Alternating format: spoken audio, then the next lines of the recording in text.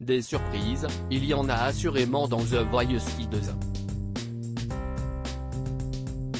Malgré leurs très jeunes âges, les candidats réussissent à faire vibrer les 4 coachs et même à les bouleverser.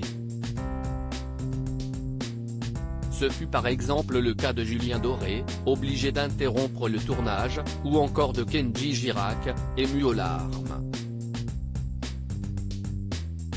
Samedi 27 août, lors de la diffusion du 2e numéro consacré aux auditions à l'aveugle, Naël a particulièrement retenu l'attention. Autant celle des coachs, qui se sont tout retournés après sa prestation des bourgeois de Jacques Brel, que des internautes. Malheureusement, le petit garçon de 10 ans n'a pas reçu que des compliments. Sur la toile, il a fait l'objet de quelques critiques autour de son choix de chansons et pour ses propos sur la musique actuelle du genre wesh wesh canne à pêche, comme il l'a décrite. Sa manière de parler, très adulte, lui a par ailleurs valu d'être moqué. Face à l'engouement qu'il a suscité, ses parents Julie et Aziz, ont pris la parole pour Télé Loisirs pour confier qu'il n'était pas un enfant lambda. Et pour cause, il est atteint de dysharmonie, un trouble qui désigne une maturation anormale de certaines fonctions psychologiques, tant dans le domaine intellectuel qu'affectif.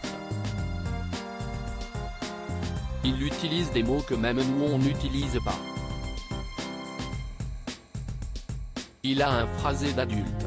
Quand il avait 5 ans, il parlait déjà de sujets de conversation d'adulte. Il aime la politique et la littérature. Ce n'est pas le genre d'enfant à jouer au foot, ont-ils rapporté. Naël est suivi depuis ses 4 ans. Naël avait néanmoins refusé d'évoquer sa pathologie au moment de se présenter. Et on a respecté son choix. Mais comme depuis il y a eu des attaques physiques et sur sa façon d'être, que certains ont même dit qu'il surjouait. On a voulu rétablir quelques éléments pour apporter une explication sur ce qu'il a pu dégager lors de son passage, a justifié Julie, expliquant que son fils était suivi depuis ses 4 ans par des pédopsychiatres, des psychologues et des psychométriciens. Il est aussi suivi par une avenue, auxiliaire de vie scolaire, à l'école. Il en est ressorti que Naël était un garçon dans sa bulle qui n'a pas conscience de l'image qu'il renvoie, a précisé son père Aziz. Heureusement pour lui, Naël est loin de s'intéresser aux réseaux sociaux et ne trouve son bonheur que dans la musique. Si est une manière pour lui de partager quelque chose avec autrui. Il montre qu'il est autre chose que disharmonique, explique encore Aziz.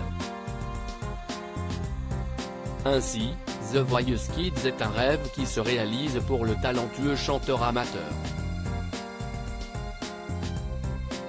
Je pense qu'il n'a jamais été aussi heureux de sa vie, se réjouissent ses parents.